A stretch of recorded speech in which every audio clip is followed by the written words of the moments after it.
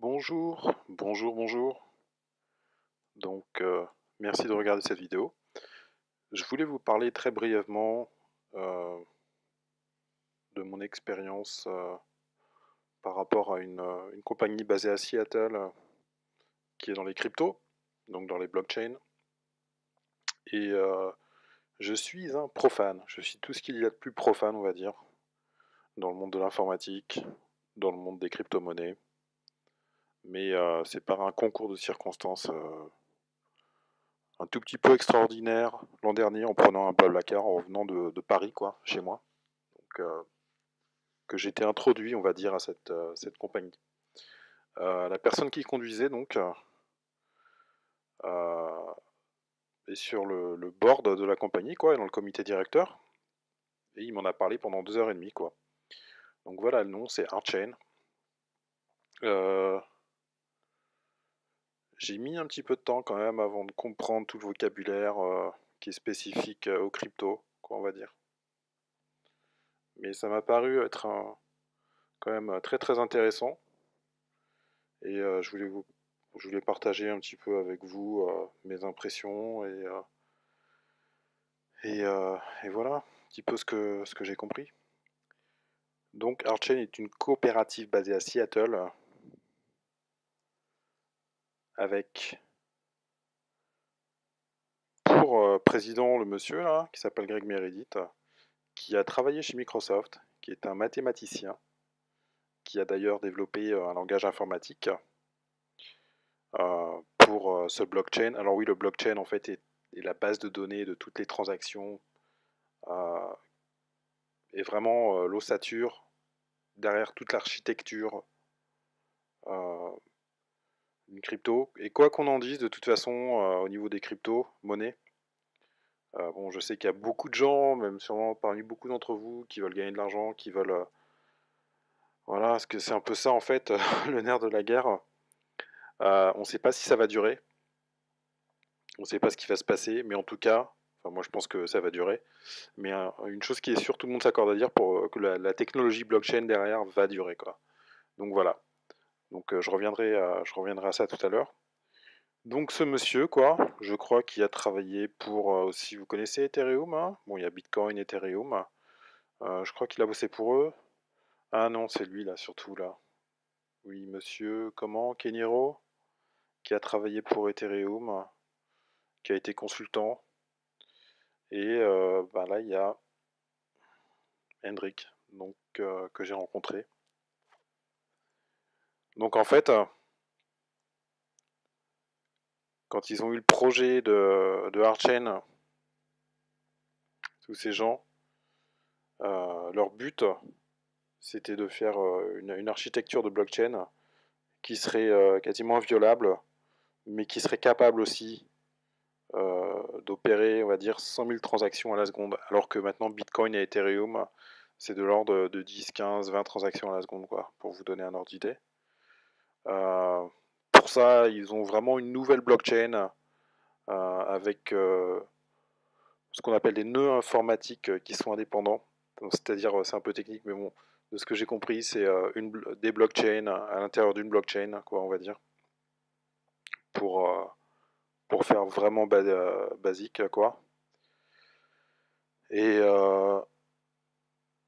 ils ont donc pour l'ICO qui est Initial Coin Offering, où vous pouvez acheter des tokens, quoi, des pièces, on va dire, qui a eu lieu l'an dernier, parce que là on est en janvier 2018, donc ça a eu lieu en 2017. Je crois en une journée, ils ont réussi à rassembler 5 millions de dollars, donc c'est quand même pas mal.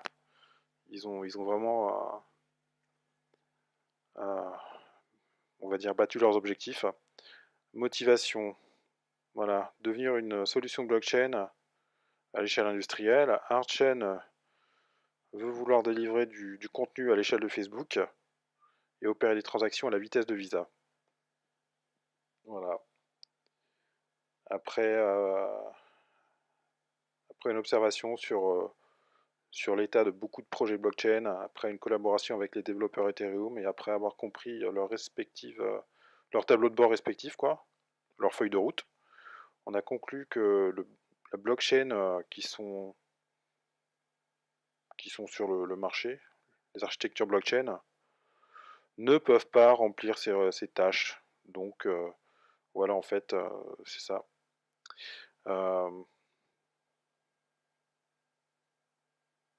Donc tout est fait pour améliorer la blockchain. Voilà. Scalable and Concurrent Smart Contract Language. Alors là, ça devient un peu trop technique pour moi, quoi. Et bon, tout ça pour vous dire que ça m'a amené à regarder et à passer pas mal de temps sur Internet, à regarder, à comparer les différents projets. Il y a vraiment à boire et à manger. On va dire qu'il y a des crypto-monnaies tous les mois, quoi, qui se lancent. C'est un peu comme un grand casino, quoi, si vous voulez investir de l'argent. Mais c'est un projet qui me paraît quand même très très sérieux, quoi. De tout ce que j'ai pu voir,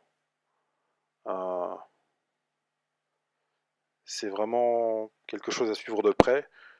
Moi, tout ce que je sais, c'est que leur objectif, parce qu'en fait, leur token, quoi, leur monnaie, on va dire virtuelle, a été mise en ligne sur une plateforme d'échange, quelques-unes, et encore pas les plus grandes, pas les plus connues, mais leur objectif pour fin 2018, c'était que le token soit à 2 $.